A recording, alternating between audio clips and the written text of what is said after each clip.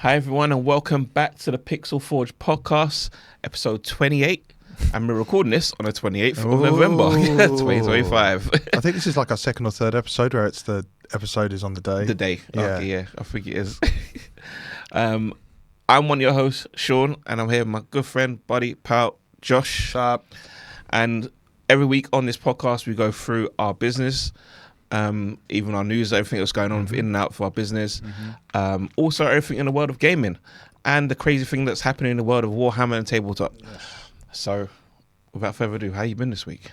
It's been busy this week. Been all sorts going on. Yeah, getting prepared for all different manner of things, the market and all other stuff, work related stuff got as well. Coming up as well. Yeah. Yes, that's very soon. Yeah. How are you? Well, we know you. Yeah, I've been sick this week. I've been sick, but I feel better now. I feel okay. Still a little niggle, but cough and stuff there, but I feel okay. Good. Yeah. So, what do you want to do first? Have you got business stuff? I do not have anything really business. I do at the moment. Fair. I always seem to have business stuff. To be fair, jump in with that. There's not much to cover really. I think there's only one real new development. To be fair, it was so busy last week that I still need to sort the boxes out for the Christmas bundles that I wanted to do for the market. So that'll be sorted this week. Same as the website. I've got like two more miniature lines to like redo and then upload to the website, and then the website should be done. So that's all been delayed because it's been, as I said, been quite busy. But the really cool thing I can share is one of the artists that I worked with, that I backed on Kickstarter, Black Sheep Scenery. I've been getting, I think I've said before, we're getting quite well. And he messaged me and asked if I wanted to have a product exclusively on my site. So not anywhere else, just obviously on my site, which is what the exclusivity is, right? So that was pretty cool development. And we've got quite good working relationships. I feel like that might, in future, could potentially turn into something where we work together on products as well. So I'm looking forward to that. I just need to obviously get this website sorted out before we try and introduce a new product that's only on the website. Yeah. But other than that, there's not much. It'll just be like a separate tab really with his stuff in it or whatever it is. Yeah, I probably would highlight it more as a separate section, like because you've got all because it'll be scenery because he does scenery Kickstarters. All the other scenery is within a tab, but I'll have a separate one. Yeah, whatever the system's called, it'll be there. But yeah, that's all I've got business wise. Not too much. Just a lot of work to do still. Okay, so I think first we're gonna dive into the world of Warhammer. Yes. With the triumphant return of the three figures. No. Q Who Wants to Be a Millionaire music. No. So 3 models. I've continued the trend of moving into Age of Sigmar, Stormcast Eternals and stuff like that. So you can see a few more there. One that is a little more animalistic than the other. But Sean, please feel free to pick one of the 3. This little guy. Oh, very nice. Well, I say little guy, but he's not really little. He's actually also, this model is also part of the revamp range that they did. You know, when I've talked about before with the Stormcast Eternals and they redid them. Okay. So you'll notice between his armour and the armour of this other model, it's much more athletic, I guess is the way to say it. Then this is quite like big and, you know. So this model is a Vindictor. Hopefully I'm saying that correctly. Yeah, so these are basically similar to the Liberators. You know, when I said they're rank and file frontline soldiers. Okay. These are like the same, but they're obviously spearmen as well now. So they're this is Astra Militarum. No, this is Stormcast Eternals. Stormcast Age of Sigmar. Sorry.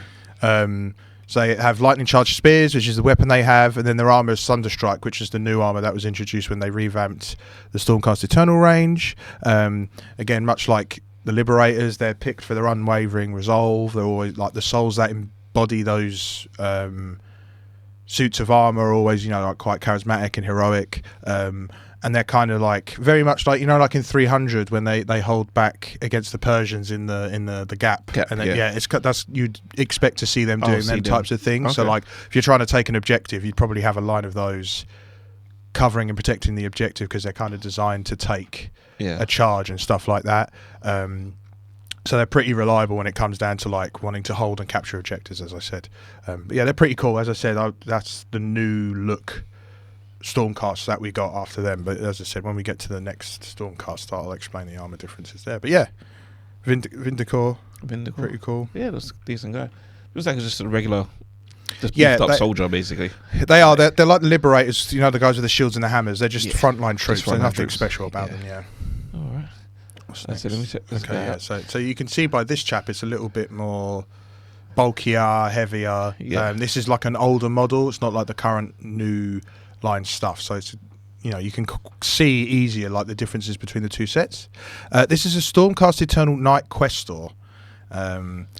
Now they're technically an officer within, and also this one's kit bash. This is actually a Liberator model, but I've taken the hammer off and put the sword there. But the actual Knight Questor model, which I'll obviously have on the video afterwards, it is he has a sword. Is really the only difference between that and the other Stormcast.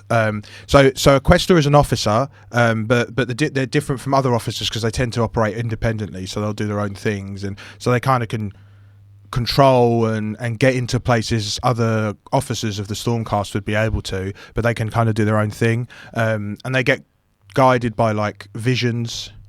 Sigmar might talk to them and be like, I need you to go do this thing because it's important to, you know, Sigmar. But usually it would either be to get relics like Sigmar relics to reclaim them from enemies, or go and take out specific threats. So I guess kind of like maybe like an assassin so to speak, like a mercenary. So they'll take out specific threats with other factions, and their equipment they would use to then do that is a Questor Warblade, which is that sword, to be fair. And again, that's the kind of the difference between normal Stormcast and them in terms of like their equipment. As I said, is the Liberator has a hammer, and then if you looked at the two models, you'd be like, is that not just the same? Yeah, but they're not. And then they have like, you can see like the armor can be a little bit different, a bit more glitzy and glammy as well. And yeah, so they're kind of, they highlight like martial prowess. So like, again, they're like marshals, you know, like cowboy marshals. They're kind of like that. So if you see them, you know that they're obviously off to do Sigmar business. You know, do you know what I mean? So that there's something going on. And they'll typically go into some of the worst environments for Stormcast to fight in independently, just because they're, as I said, Sigmar talks to them and they get given divine jobs because of that. Do you know what I mean? So could you kit bash that one to have this armor, like this slimmer armor as well? Yeah. Okay. Oh yeah, you could. Yeah, you just need obviously the slimmer get up, but you could if you wanted to. It's just I've had this for a little while now. Yeah, no, that's cool. But you could do that with both armors. Cool. Yeah. To be fair with the Questor, you probably find that with the newer sets now, there's probably a bit more variety of like armor choices to kit one out. Whereas when I did this, obviously this is still a Liberator body, but yeah, you get the idea. But yeah, I think you can pick the last one.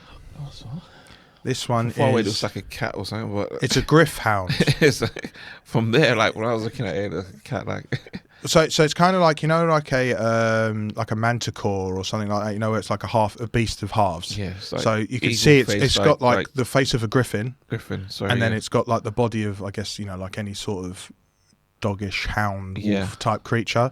That's why they're called Griff Hounds, obviously. They tend to be companions of a lot of like high-ranking Stormcast Eternals. So like a Questor potentially would have a Griff Hound. You can get Griff Hounds when you play. You can get Griff Hounds in squads of 6. So they can run on their own as their own unit within an army. But typically you'd see them like there's a lot of models that you can get now where they have Griff Hounds with heroes because the heroes use them as companions. Okay. And they actually, when they're created, they possess an innate hatred for chaos. So they're one of the unique creatures in the sense that within Age of Sigmar, there are some creatures that are just inherently like, you wouldn't see converted Griffhounds because they are just born to hate chaos. Like they just, you know, almost like an anti-chaos drug type thing. So when you see Griffhounds, you know, something's up, especially when it comes to chaos, you know, something's up.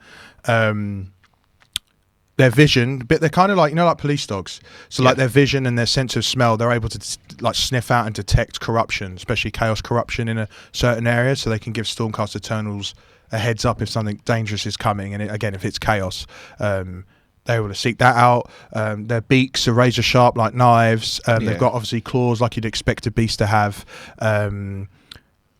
yeah, overall they've got, as I said, they're like guard dogs, wolves, police dogs, you know, like all those types of things. And I guess one cool thing about Gryph-hounds as well, which is kind of, I guess you'd expect it from the fantasy setting, is it picks its master. So like that quest store couldn't go to a Gryph-hound and just go, yeah, you're my pet now. Yeah. The Gryph-hound would have to seek and actively choose him and be like, So you're my companion. that Yeah. You know, like in Destiny when the ghost picks the person. Yeah, It's literally that the ghost picks the person to revive, not you get revived because you've asked. You know what I mean? That's the same thing. Yeah, help me. Yeah, like a Gryph-hound will pick. Yeah.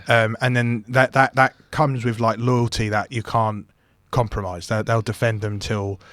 Much like, you know, like it's sad as it is, you know, in I Am Legend, you know, the dog in I Am Legend defends him. That's kind of that level of loyalty. Yeah, they're really good. They're cool for like, you know, like forest settings and where like an enemy would set up an ambush. Having them means like, oh, you can sniff out an ambush or you can see the enemy coming. So, yeah, Gryph-hounds are pretty cool. No, that's cool. Which is why I have They so get many. wings or anything like that at all? I don't know why I'm thinking more fantasy stuff. Not them, but there are Gryph creatures that have wings and stuff. Okay. Like there's a lot of Griffin hybrid creatures within the Stormcast Eternals. If you go into like Cities of Sigmar, which is like normal people, which we talked about before, there is a leader that's literally sat on a manticore. Okay. Like, you know, like half lion, half snake. It's got wings, and they ride it like into battle. You know, like in Dragon's Dogma. You know when you fight the manticores in that. I don't know Dragon's Dogma. It's another one. Add to the list. That Dark Arisen, the original, that goes on sale like for £4 all the time. All the time, I know. Actually, now you need to play because you've got. I like Claire Obscura. RPGs are great. You can. I love doing two more words now. Yeah, trust me. If you're gonna get into RPGs, Dragon and people would say Dragon's Dogma is so good. It's almost like a. Not a poor man's, that's the wrong term. You know, like if you wanted to get into Dark Souls but you don't like the difficulty, Dragon's Dogma is the next best thing. Okay. Like the setting, the environment, I love it. I absolutely love it. I'll give it a try. Yeah. Trust me, if there's RPGs, there's loads of RPGs that could go there great, but Dragon's Dogma, like I'm telling you, you've got to play Dragon's Dogma. It's sick. And I also say that, and might as well bring it up now. On the 360, the pawn you get, like the companion you can make. Yeah. Mine was ranked #1 in the world for a few weeks. Like, wow. Yeah, so I love Dragon's Dogma. Trust me, I'm sweat. But yeah, that's you can get creatures like that with their Gryph creatures with wings and stuff like that. But yeah, those are 3 models this week. I thought nice little variety, but quite similar at the same time. I think, as I said, we've covered a lot of 40k. I've got loads of factions I could cover, but I think I'll cover Age of Sigmar for a little bit, and then hopefully by that time we can start asking what people like. I can start pitching factions and seeing what people would like to see, and then I can kind of get more curated miniatures. Do you know what I mean? Yeah, 100%. Yeah, that's it. That's the 3 models, which then leads me straight on to Wargaming news. Let's go. So this news is a little bit older because of the last few episodes that we did. The timeline. But I still wanted to call these out because one is about the Warhammer Championships, the winners and their armies, because some of them are from the UK, so I wanted to call them out. And then there's an email that came out a little while ago from Warhammer Community, which kind of covered, you know, when we talked about Carrion and Akaran, what happens to them after Space Marine and how Titus becomes captain. Yeah. They sent an email and covered all of the captains that have ever been in the second company, which also details what happens to these 2 chaps. So I thought it'd be a good idea to go through that email because it's also quite interesting because a lot of the characters I've talked about, I think, on the podcast at different intervals. Some of them I haven't. So these are 2 before Titus now will be... These are... No, not Carrion, but Akaran was the captain in Space Marine 2. You know the guy we talked to with the bionic eye? Yeah. That's him. Okay. And this is what happens to him after the fact. So it's not really a spoiler to the game per se because... Yeah. Anyway. Doesn't know if it was anyway. I know. Yeah, I mean, it doesn't make a difference. Captain's out of the bag, Let's go. So I know there's to be honest, there's only been a little bit of news between now and then that I think would have been worthy to have included, but I think I'll save it because we're going to do a few regular episodes for a little bit and we've got another special planned at some point, so I think I can talk about that stuff then. So Warhammer Championships this year, obviously we had the preview event, which again we streamed on Twitch, and I'll have sorted on YouTube. Again, YouTube's taken a bit of the back burner because it's been pretty busy. Very. So championship. So we had leagues in Warhammer 40k, Age of Sigmar, Kill Team, and Underworlds. Underworlds is the Age of Sigmar equivalent of Kill Team. Okay. And so we had 2 UK winners across the four teams. So go home team, I guess. So for Warhammer 40k, we had the winner was Richard Siegler of the USA. And he used the Adeptus Mechanicus, so like the robots from Mars. I think I've showed Adeptus Admech, I normally call them as. I think so. They won. He won with that a team. I haven't got the models here, but he won using Adeptus Mechanicus, and he defeated Belgium's Liam using the VSL, and it was quite a tense battle between the two of them. But yeah, USA came on top of that for Warhammer 40k. Age of Sigmar, where the winner was Daniil Ospov from Russia, and he won with the Ozark Bone Reapers, so it's just bone skeleton army basically. Okay. And in that fight, like he focused on tactical control and objectives. So as much as he didn't go for like a necessary like onslaught of the enemy, he focused on that objectives. army is not the greatest, is it really? No, I think it's but more, I don't. he's played it like he's, like you said, smart with the tactical maneuvers and stuff. Don't get me wrong, but like skeleton armies and stuff are popular, but I don't know how. I don't see Bone Reapers all that often. In just games, in general, yeah. So I guess he probably So I guess he took, like you said, he took the tactical route just because of that, right? Yeah. And then we had Kill Team. Alex Harrison of the UK triumphed. He used a Hunter Clade, which again, they're kind of like, it was like a tactical control and like deep striking and stuff. So he kind of was really specific with what units of the enemy he went for. He was quite specific in that. So he triumphed that way. So again, it's another like, because would that, like, say you went in using your, I don't know, Space Marines or whatever, and if someone threw that squad at you that you just said, would that just throw you off because you're not used to playing something like that? If that makes sense. Is that like literally like a bogey squad? Like if you think no one would use this ever in competition, like I guess anything can be that. It just depends on, I guess, how you prepare and how much you play. Like if it was me, let's say if it was me, I'd probably get tabled by anything anyway. Do you know what I mean? But yeah, like I guess like depending on, especially in a championship setting like that, they know. Do you know what I mean? They know. So like I think it's all down to like, if I know my loadout, my team loadout's going to win, it can win. But if something like a Hunter Clade has a lot of Space Marine equipment taken in that match, then it will completely table the other side. But it's still down to like, because you're not necessarily, Alex might not have played his competitor at all up until the final, so he may not necessarily know how he plays apart from being able to see other matches. So it's hard to kind of guesstimate, and it's not like like in football where you play the first half, you have a break and you can kind of strategically plan, okay, they've been playing like this, maybe we need to do this. With this you can't really do that because do you know what I mean? You have to just do playing on your moves that you do. So if I move this one here, do whatever, then you be like, okay, I'm gonna go this way, attack, do whatever. So I do all my moves, then you do all your moves. So do you see what I mean? So like you're kind of having to, it's still quite in the moment when you're playing, like how you're going to take on. Is it almost like noughts and crosses? I know it sounds very simple and like crazy like that. I would say it's. But is it like that? Like it's more like chess with a lot more moves. Okay. It's a lot like chess because you're. Let's say there's an object. So let's give you a rough scenario, right? So we're playing. I'm going to make life easier. Yeah. You're playing Chaos Space Marines. I'm playing Astra Militarum. You're going to have, Terminators. You're going to have Black Legion, just normal Space Marines. You'll probably have a couple of Rhino or I don't know, another heavy unit, and then you have your commander, right? But let's say, and then for Astra Minotaur, I'm probably going to have a lot of bodies. So I'm going to have like 2 squad Acadians, probably a tank, a commander, maybe a heavy weapons team. And it's kind of like, if you've got an objective where you've only got the Terminators there, I'd probably avoid that objective like the plague and rely on maybe the tank and the heavy weapons team to kind of deal with you. Yeah. Whereas with the 2 squads of Cadians, I would want to pile them onto an objective and just hope they'll hold out against anything you give it.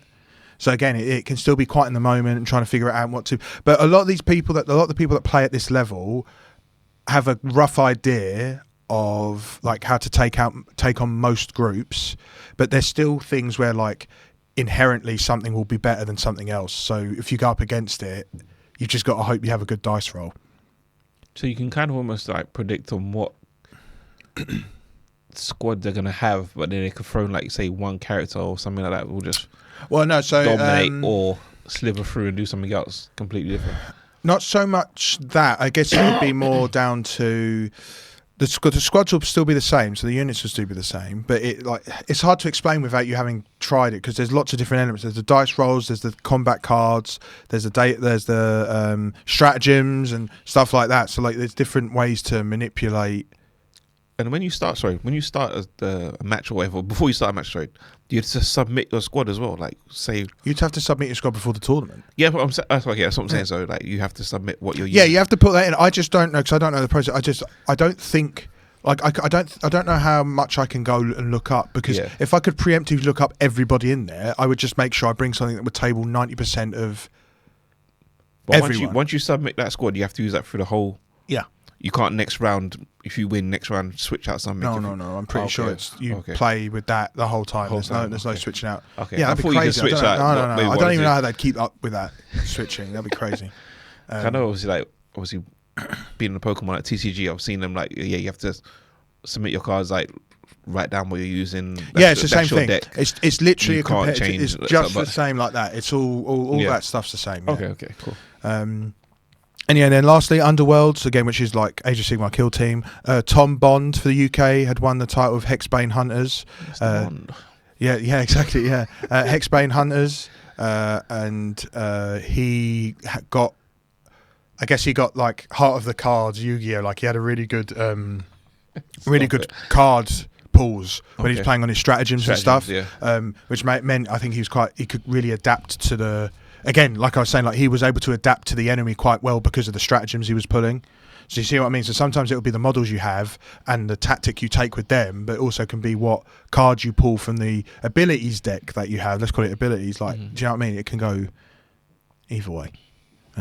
That's the championships. The event had 700 players. That's not bad. Yeah, and it was from 48 countries, so it was a wide spread. That's actually not bad. So, and think about it, 700 players, 48 countries, and 2 won from the UK. That's sick. That's crazy. That's one good. Russian, 1 American, and then 2 British. I think it's sick. So good job on them, to be fair, for that detail. And this is how many tournaments have they done of this? How many tournaments have they done? There's been loads. I don't know how many. More than 10, obviously. Yeah. Okay. Yeah. So is it been growing every year? I don't know, like the numbers, because you used 700. I'd have to go check the specific numbers, because I think it has been quite worldwide. Okay. But yeah, it's been around for it, and all different events have different tournaments. So that you have like the Warhammer League stuff, like the actual internal Warhammer stuff, and then you have like Adepticon will have a tournament. You know, like, do you know what I mean? So there's all like that stuff. Lower level leagues. Yeah, do you get ranked and stuff? So so that whoever just won there, they're like whatever rank they are, then they go jump up ranks again. Now, so actually you skipped to no. So Spain, the United States were tied for top honor scores, earning 39 tournament points. So so like the teams of those two countries were neck and neck for score across the whole tournament. Okay, so overall country thing. So what happens at the end of the season or end of whatever? I think a lot. It's just recognition that you're top of your country. It's kind of like football, right? Like when teams are at the top of the league, it's not like at the top of the league we're going to give you money every 2 minutes. It's just they're the top. So if that team came back again for the next tournament, you know who you're looking out for. Okay. Kind of thing. Okay. Maybe I thought it was just maybe like if a random Brit just walks into a tournament. Oh, he's number one. Like is it?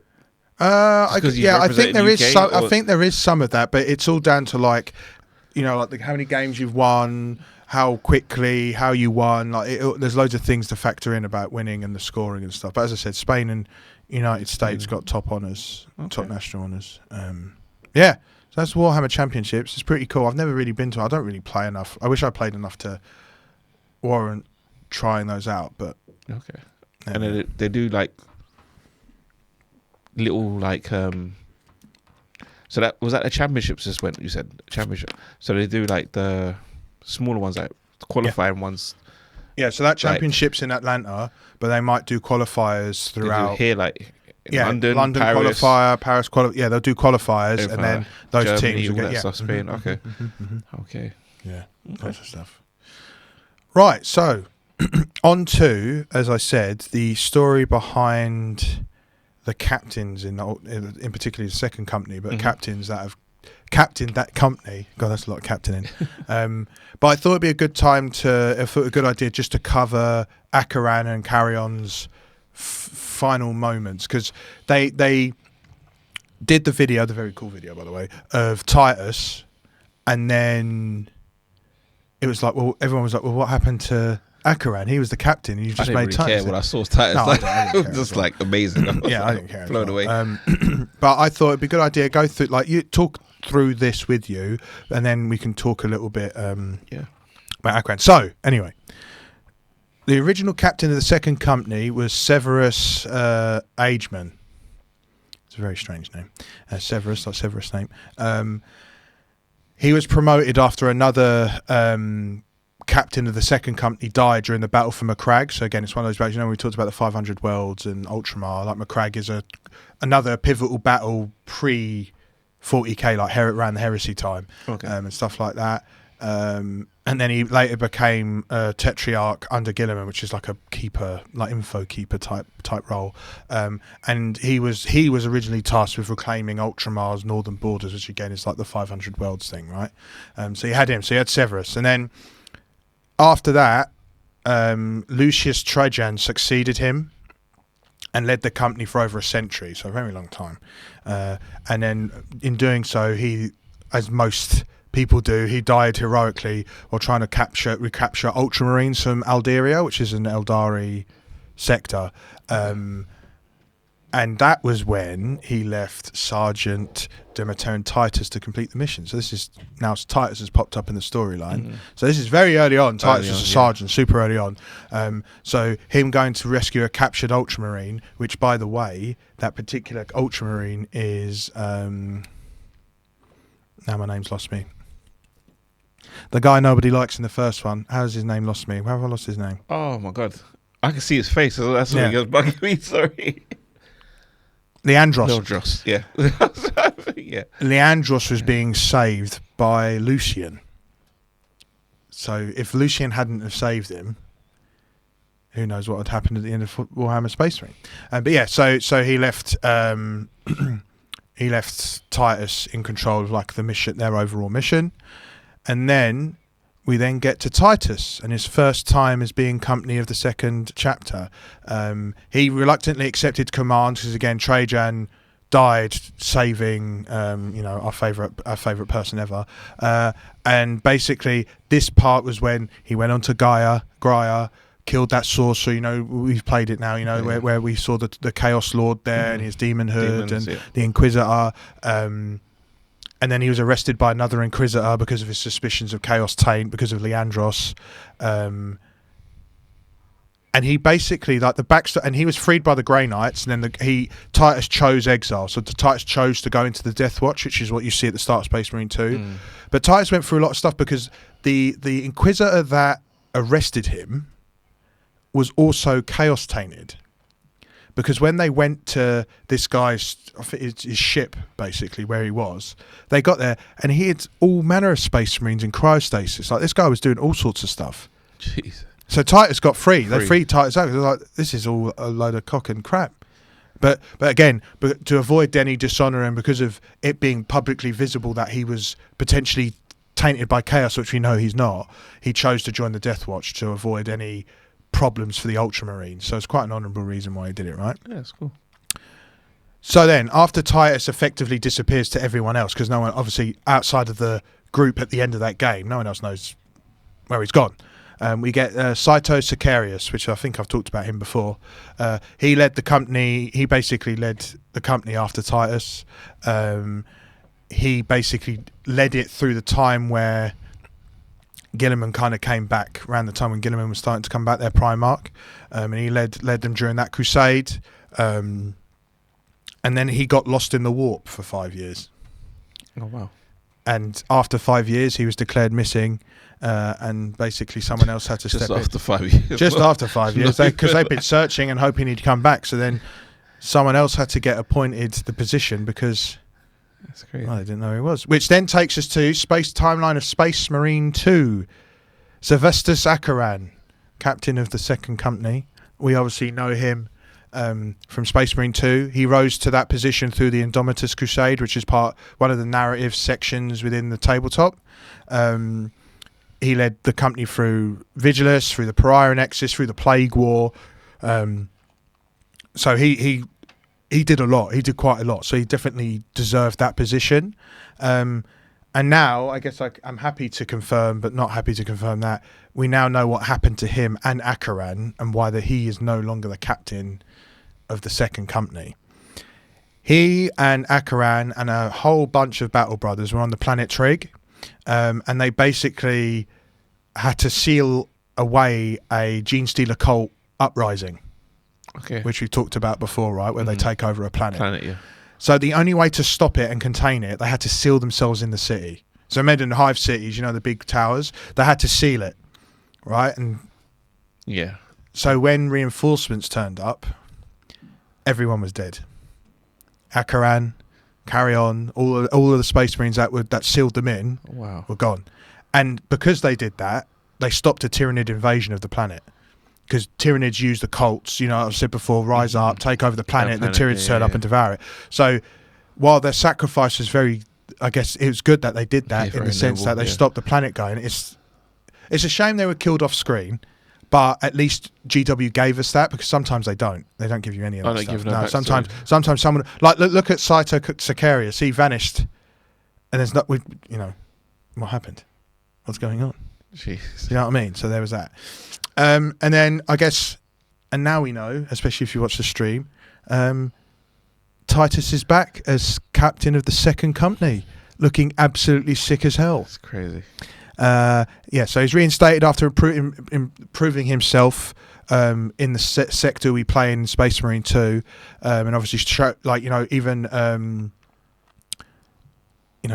given all sorts of recognition. He was absolved of all of the, they were like, none of that happened. It was all a load of rubbish. Why did that happen, right? So he leads the second company. He's now master of the Watch as well, which means he has to defend Ultramar and all of its borders, much like his predecessors from hundreds of years ago. His task is to defend and secure the 500 worlds. And as we know from, again, when we talked about this before, from the Necrons, the new Necron threat encroaching on the 500 worlds. So it's pretty cool. And that's it. And that's where we are with the second company. Lots of stuff. Really cool story. I'm glad GW sent made that community page out, because I think it's quite nice to see that timeline. Gives you a bit of extra story. You found out what happened to 2 characters. But yeah, now we know why Titus is captain of the second company, and I'm very excited because his model looks sick. And I may or may not have the ability to get that model sooner rather than later, as Sean knows. I need that. That's all I've got. I guess there's a little bit more to it than I first thought, but it's because there's a lot of story and lore. But yeah, that's everything I've got this week for Wargaming. Okay. Yeah, it's crazy. I definitely want that Titus figure, for sure. But yeah, let's dive into a bit of gaming news. Not got much today, to be honest with you, but I'll start off with this. You're not gonna like this. Black Ops 7. Your face said it all.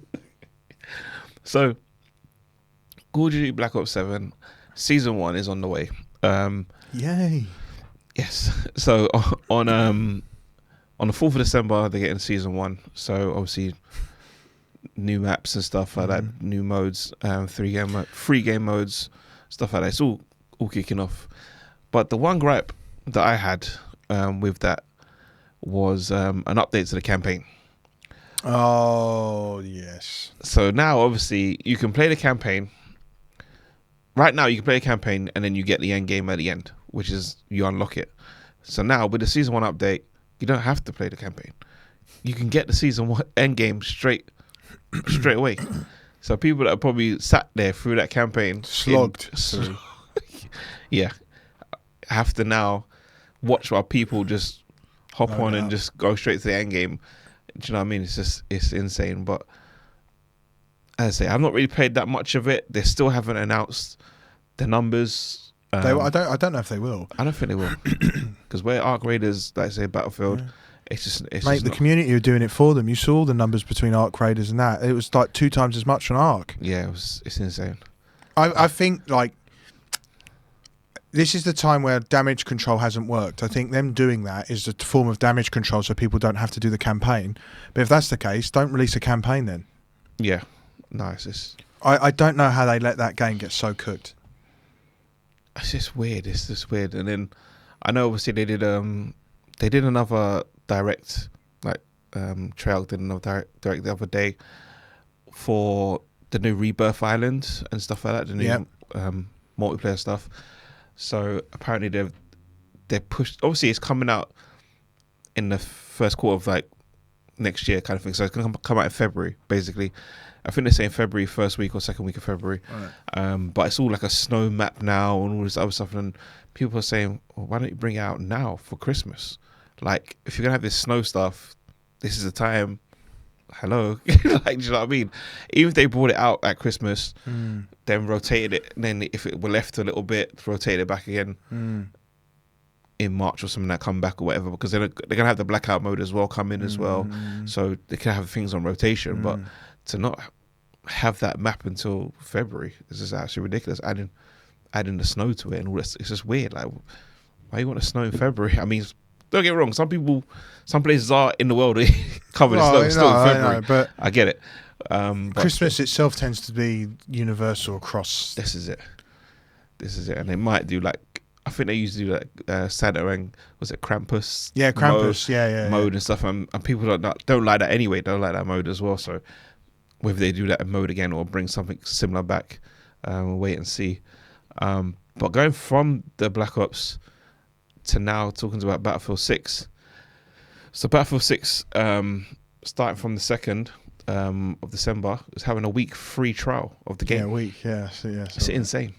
So people get to get their hands on with the Season 1 stuff, the maps, everything like that. So if you haven't played it yet, this is your chance to jump in for a week, experience it, see what the hype's about and everything like that, because it's such an amazing game.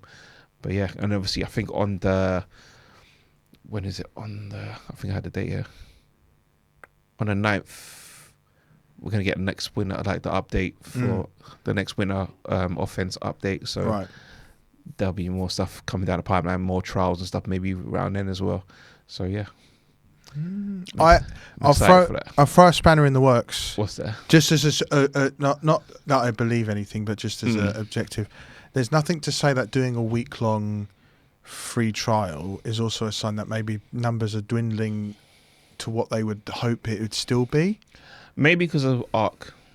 I think if Arc wasn't out, I don't think there'd be there wouldn't much be challenge. a free trial. Yeah, so that's what I mean. 100%. I don't think it's necessarily that, but I feel like there is maybe an element of like, let's do a week because numbers have probably dipped a little bit below what we would like because of stuff like Arc, and if we do that, maybe people will jump on with their friends and stuff like that. Do you know what I mean? Yeah. So maybe it's partly It's that. stuff like we got Arc and obviously with Fortnite as well, with the Simpsons stuff. Oh yeah, you got the season end coming up. Season and stuff, end coming up. So I guess all of that stuff's happening. Yeah. So yeah, maybe So it's kind of hit the right time to give it a Oh yeah, try. it makes it. It's a week freebie that makes sense, because if you look at it logistically and intellectually, you can see like, okay, all this stuff's going on, so it makes sense to try and get a few more people back in with their friends who probably didn't buy it. Yeah. No, that's cool. I say if you haven't given it a try, make sure you go give it a try with a free week trial. On some other little bit of news, Assassin's Creed makes the cut. Now you're thinking, what cut? What are they cutting? Well, there's a whole lot. Obviously, Ubisoft's always in trouble these days, struggling out there. So now with Assassin's Creed Shadows, what they've decided to do is cancel the second major update for the game. Yes, which originally would have been part of the season pass, Yes, right? it would have been part of the season pass indeed. There's a lot to say about Ubisoft over the week, I might have to do a separate whole thing about You might, because they got their mashup. It's a bit upsetting. Obviously, I know. Obviously, you just had the first update there in September, which was a 10-hour update as well. So, clause of Ajwai. I can't pronounce that. If I did, hopefully I pronounced that right. But I know a lot of customers and fans and everything are still hopeful that the second update is coming, but I don't think it's coming. I think it's definitely. Let me tell you, that game is finished. Do you want to know how that game's finished? That Attack on Titan update looks absolutely fucking shit. Have you not? Don't watch it. It looks like, so, like. Oh no. Like Raid Shadow Legends. Yeah. Oh. It looks like Attack on Titan meets Assassin's Creed. You know what I mean? Like, it absolutely, I'm telling you, it looks bad. And I thought it looked bad and didn't think anything of it. Today, I saw an article saying that people have been complaining that it looks like a mobile game advert. And it's all in game. Wow. When I tell you that it looks awful, it looks so bad. It's so crazy. I haven't played Assassin's Creed Shadows. I'm not sure. Have you played it yet? No. Okay. It's still one of my games on my list I want to play. Yeah. I feel like I will enjoy it, but I feel like I'll just do the main game, not bothered about expansions or whatever. I just want to play the game. That's it. Then just put it to the side. But I still want to definitely give it a try. Yeah, that's going to be like a gift situation now. I think I'm going to wait for someone to be like, oh, there you go. Yeah. I mean, if they're dropping DLCs now and stuff like that, that game's going to go down very soon in price. So be able to pick that up very cheap soon. Or the Ubisoft thing might come on the Game Pass. You never know. We might get it on there. You might as well got Ubisoft Plus thing on the Game Pass. So moving on. Last week, when we was doing our special of the Game Awards stuff, we had Xbox partner preview. I was going to say partnership. It's partner, innit? Partner preview showcase. So on that, there was about, I want to say 15 games or more. I'm trying to count it here as I'm looking at it. But there was quite a handful of games. Some games that came out now, and then there's obviously some demos. And there's obviously a lot of stuff coming next year as well. But there was a handful of games. I mean, it started off with is it Amaratus? The one I said looked like Destiny. You're saying it doesn't look like Destiny. We'll agree to disagree. Yeah, I don't think that one's like a. Yeah, but that one looked pretty cool. You had obviously the Mound Omen of, is it Catalu? Is that who you say it? Catalu, yeah, whatever it, yeah, that game, that thing looked alright. You had obviously now on Xbox Now, which is on Xbox right a second, Dave the Diver, and then we've got the DLC, Jungle DLC coming out next year as well. Yeah, there's two free DLC packs for it as well that are on the store as well, which is pretty cool. I'm glad. I've been waiting for that to come out on Xbox because it was PC and then Switch, and then now it's on everything else. Yeah, it's on everything else. Then you had Crowsworn, which was the game that looked like Hollow Knight Silksong. Like that was amazing. That I want that game definitely. I mean, certain games like that, as I was saying to you, that's a Switch game for me. Like I'll play that on the go. I mean, I'll probably still play a mouse if I had to at one point, but that's kind of like an on the go game to me. And then you also had the next Echo Generation 2, which looked pretty cool. I don't think I played the first one. I might have to go check out the first one see what it's saying before jumping into that one. One that was okay, Vampire Crawlers was next. How you feel about it? I'm not too bothered. I think I'd rather more Vampire Survivors. Nah, hey, because obviously you got the Warhammer stuff coming up for it anyway. Yeah, that's what I mean. So. I guess the silver lining of it is that I'm glad that game was so successful that they're able to kind of do different things and try different things, branch out to other brands, and do you know what I mean? So I guess the silver lining is that they're just getting recognition for the good work from Vampire Survivors. I think this is obviously like, for me, it's just a bit too far away from like what I'd be interested in trying. I'm sure I'll try it, especially if it goes on Game Pass. I'll try it, but I'm just not. So if the Warhammer 1 survival part was decent enough, and they did it the same way like that one, the crawlers with the cards, would you play it then? I would have played it, but I don't think I'd have enjoyed it. Okay. I think I'd still feel the same. I'd be excited because of the Warhammer skin. Yeah. But I think I'm glad they didn't do that. If they did that first before the survival one, you'd have been upset. I've been upset. Yeah. I wouldn't have gotten as excited, trust me. All right. Moving on. A game that didn't excite me was 007 First Light. I laughed. I was cackling because when we met up after it, I said all I could think about was Sean being so pissed. It was just a car. I was cackling when I was watching. I was like, Sean's going to be so pissed off, and he was. I was mad. Because obviously, I'm looking forward to playing this game when it comes out. Definitely looking forward to 100% playing this. So obviously, they dropped a trailer. And I thought it was going to be more gameplay or anything else like that, but it wasn't to be the truth. It was basically a car reveal, the Aston Martin Valhalla, and that was it, showing you what the specs of the car was, the little gadgets on the car, and that was it. And I was just like, is that it really? Like, are you not going to go into any gameplay of the car moving, driving, doing any stunts or anything? Just showing you the car was a bit annoying to me. But hey, we move on. Hopefully, maybe Game Awards, we might get something. You never know. I'm looking out for it. Good luck. And then on to another game. I think this is in Joshua House. Roadside Research. Is this the the alien one? The aliens supermarket. I'm not. It does look like a laugh. I think if it's on Game Pass, I'll try it because it's going to be funny. It gives off Octodad and like it gives off that silly game vibe, which I quite like. So it's definitely up my alley. But I wouldn't pay. Like it has to be on Game Pass. No, yeah, it probably is. Probably gonna be on Game Pass. And you know what the good thing is? It's a co-op simulator. So you know what I mean, Sean? Me and you are going to stream it. Uninstall Black Ops 7. We're playing Roadside Research. Stacking shelves in the gas station. Insane. On to the next one. Next game was shown was Total Chaos, which was a horror survival. Oh god, yeah, we played that earlier. Type game. And the thing is, they shadow dropped it, and it is out now on Game Pass.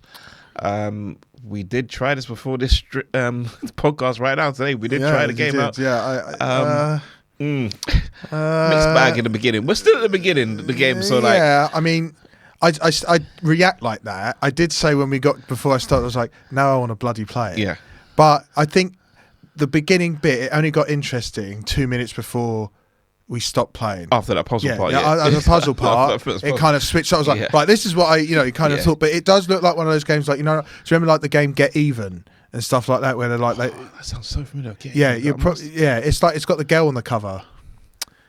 I feel like I played that. That's check so it. It's very much if you've played Get Even or any games like that, graphically, it doesn't look like this generation. I don't think.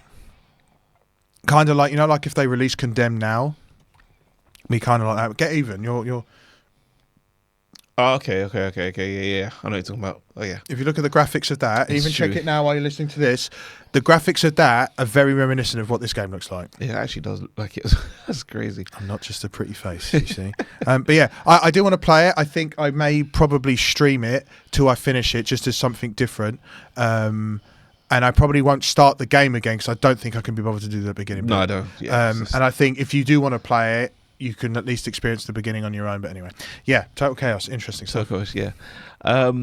Next one, Reanimal, from the makers of Little Nightmares 1 and 2. Spicy. Nice little trailer there. Yeah. And they dropped a demo as well, which is out now. We haven't played everyone that to yet. play as well. So we both downloaded it. We haven't played it. Yeah, we haven't tried it. I was a bit salty being sick as well. I haven't played that much, but yeah, I've got it downloaded, ready to play. Mm-hmm. I think the game comes out February 13th next year anyway, yeah, so 2026. Next one after that was Erosion, which was that with the girl. Remember you had to the Groundhog Day. Yeah, that's it. Yeah, that looked pretty cool. Yeah, that game looked very, very good. I'm looking forward to that. Reminded me of Crossy Road with the graphic style. Yes, it's kind of like that. Yeah. I like that. Mm-hmm. After that, we had Zoopunk, which was from the game. If you have played the game Fist, I can't remember the actual full name of that game, but I know it says Fist Forged in Shadow Torch. That's it. So it's the same characters from that, same bunny from that, over to this Zoopunk, which is more of an open world, like fighting style, like almost like Ninja Gaiden kind of style. Looked quite cool. It's part of the same universe as yes, Fist, part of the isn't same. it? Yeah. So I'm definitely gonna get hands on with that when that comes out. Next one, game that we've been both enjoying. He just streamed it this Thursday. Clover Pit. Game is wicked. Game dude. is fire. It's wicked. And I know, let me tell you something. This guy was unsure at first. I was very unsure. Yeah, and you do all these indie games, you are so unsure. And then... Do you know what it was, though? Because I had no intention of playing this game. I think it was at home. I was just sitting there, and I had nothing else. I finished playing Battlefield for a little bit, and I was like, to watch YouTube or whatever. I don't know what to do. And then I saw it on the dashboard, obviously there, right? Game Pass was right there. So I was like, let's just download it. It's only a couple megabyte. Just do it. And then obviously seeing you and last week when we was at your house and you was playing it for so long, I think that even stuck in my head. So I was like, yeah, that's it. Yeah, I need to play this. So yeah, and I'm just hooked on it. It's it. And if you once I've got it uploaded, if you watch the stream yesterday, it got I was like to the point where like I was unsure if I was going to keep playing it because it was a bit dry, and then it switched up and all sorts was going on. That's the furthest I've ever gotten in that game ever. Like, it was crazy. I loved it. Yeah, it's so good. And it's the same like teams that did like Beltaro, and there's another game that they did. So it's very much encompassing that theme and energy. And Beltaro's on Game Pass as well, so you can try both of those games. But yeah, really enjoy. And there's DLC. Didn't even pay attention last night. There's DLC coming. There's DLC coming soon. Crazy. Whenever that comes out, that's gonna be fun. After that, Hitman: A World of Assassination, which is now Agent 47 taking the task on hunting down his another alter ego, Slim Shady, on the word of Eminem to obviously take out his alter ego. He wants, so Eminem's... Maybe it's a subtle way of Eminem saying he's retiring. Maybe. Get rid of Slim Shady. Get rid of Slim Shady, yeah. I mean, I think what was the one before this one? It was Bruce Lee. They've had Sean Bean. Sean Bean and all this. Yeah, the guy from, I guess, Casino Royale. You know what I mean? So yes. They're literally just doing different actors and different things at the moment in this Hitman world. Obviously, they need to focus on 007 First Light personally, because we need to see some more gameplay. Not just the car. Not just the car. But yeah, on to the next one. Tides of Annihilation. You know what that is. You know what that is. It's the game I want to play. It's the game Yeah, I've heard so much about this game. I've never seen that much of it. Obviously, then that boss fight what they showed in this whole showcase was absolutely amazing. The two worlds flipping upside down. Almost a spirit bomb at the end there. But it was great. It was... Vegeta! You're an idiot. It was great. It was great stuff. But yeah, I definitely want to play that when it comes out at some point. And then the last game they showed was Raja Kaliyuga. I've never played in the Raja game, the first one, so I don't know too much about this game. But if you want to check out the trailer, go check it out. But that was the showcase they showed last week. Unless I've just literally slept through it. Did you say Echo Generation 2? Yeah, that was after the crown thing. Oh, you must have said that so good. And then, did you say about the mount? Yeah, you did say the mount, yeah. Didn't you? Yeah, I'm going crazy. We did it. I was like, I put all the games in order. Yeah, it's because this page I'm using. Yeah, cool. Okay. Yeah. No, that's it. That was the whole showcase. You can go check it out now. It's still on Xbox and YouTube and stuff like that. Yeah, we watched it again, didn't we? As a quick refresher. But it's a quick refresher. Last little bit, quickly, as well. 22nd of November, just gone, 2025, marks the 20 years of Xbox 360. Yes. I thought that already happened. No, it just happened on the 22nd. Oh, I thought it was earlier. Cool, yes. No. Yeah. I saw the stuff about the 360. Yeah, so, it's cool. So, yeah, it's insane. Like, obviously, I just want to ask you quickly, what's your fondest memories of 360, or do you have any good memories of 360? There's too many memories for the 360. That was like... Well, question first. What was your first game on 360? What did you get first? Do you remember? Halo 3. Halo 3 was the first thing.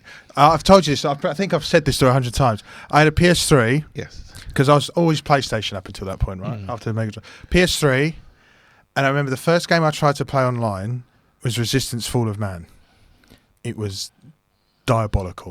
It was rubbish. And then I got a 360 because I asked for a 360. Got Halo 3 with a 360. Never looked back. Never look back. My first game on it was Gears of War. I got a bundle, and it came. I tell you, it's 2 games because I got Gears of War, and it had the Rockstar table tennis. That game is so underrated; it's unbelievable. Like when a table tennis game plays like that, it's insane. No, it's actually really, really good. Like I recommend everyone's go play Rockstar. It's just so table random. Tennis. No, it came with the package. I was like, I'm not gonna play table tennis. I've never thought play a table tennis game in my life. That game. Just imagine how hype the peak was when Virtual Tennis 4 was out and stuff like that. That game is like that. Like, it was so good. But, sorry, Gears stole my heart anyway. Yeah, well, obviously. Yeah. Gears was amazing. That was my first game on the 360 there. But there's so much memory, so much games. You can go for hours and talk about 360. Maybe we need to do a 360 episode. Yeah, I'm going to run through about 20 games quickly. Just tell you like 20, I guess, top games or decent games that were on the 360 that I think of. I'm going to go from bottom to top. The first one versus 100. Yeah. That game was absolutely fire. Sick. That was. Did you win one? I won about 2 or 3. Yeah, maybe I did. I don't remember, but I feel like I experienced every level of They need to bring that back in some kind of capacity. Remember when they used to give you Microsoft points? Yeah, that's it. Insane. And now you got crappy Xbox. Anyway, carry on with your list before I go off on the fucking tangent. Viva Pinata. Sick, absolutely. I 100% did that on my original account. I played a bit of that. I didn't really get into it as much. 100%. I did everything. Yeah. I had all the mythical pinatas, everything. I absolutely went mad on it. I love Viva Pinata. All right. Lost Odyssey. I wasn't a big JRPG player, so that's same as me back then.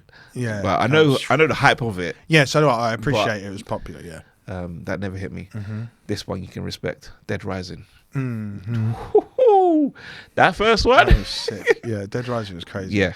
And that was the time where like games like that, where Capcom are making like those semi-hard games still. Yeah. Like because it's tough. Dead Rising was tough. Not easy. It's not just to walk around and kill zombies. Like you have to be time it, equipment, craft. If you take too long, different endings. It was tough. That was a tough game. Great game. I never really played this game either, but Geometry Wars Retro Evolved. Yeah, loved it. I never played that. Yeah, I loved it. Loved it. It's sick. Yeah, sick. I'll probably, whatever this list is, I've probably played 90% of it. Ninja Gaiden 2. Again, no, not really. Not too fussed about Ninja Gaiden. I'm not a big Ninja Gaiden. Obviously, I played it. Yeah, you would have, yeah. I always say it's wrong. Is it Braid? Yeah, Braid's great. Braid? Yeah. Braid's cool. That's a good indie game. Good game. Crackdown. Yeah. Now, people complain about, obviously, the new ones, this, that, but the first one was fire. At the time, I'm sorry. And that's where you get all the Infamous and stuff now, all that stuff after it. But the Crackdown was the one that set the tone. Do you know what I mean? What was the other one? Prototype. Yeah, Prototype was sick as well, yeah. That was crazy. Forza Motorsport 3.